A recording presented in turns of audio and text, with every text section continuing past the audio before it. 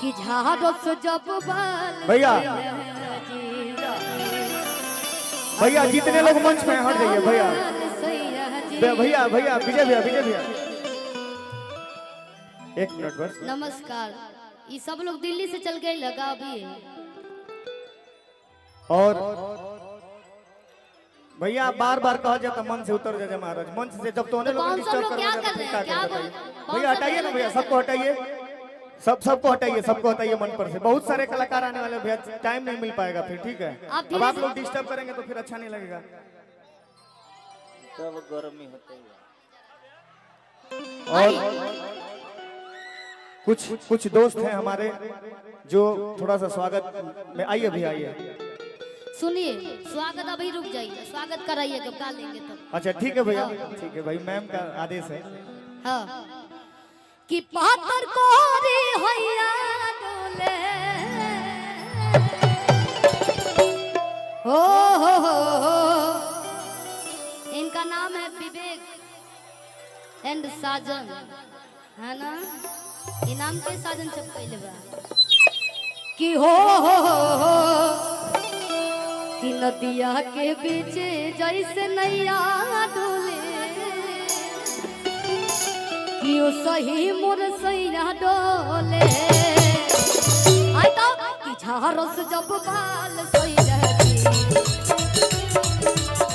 लागत कामन सैया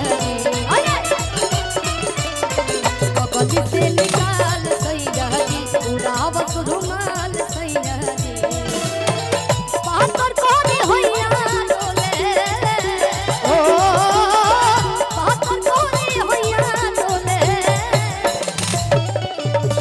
देखिए गीत के हीरो हीरोइन सामने बाम साहब के गीतकार साहब जब चौहान जी गीत के जो रचयिता कैले बने, और पवन भैया, और पवन भैया आप सबके क्षेत्र के यहाँ के मने नैया डोले के बाद यहाँ के कम ना अत्याचार करने, है ना?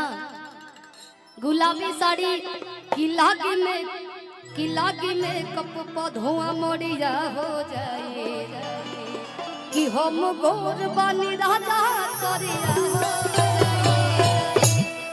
यहाँ के अनगिनत गाना दिले बने, तने जोरदार ताली बजाती सब अपना क्षेत्र के कलाकार खातिर। ऐसे ही ताली बजी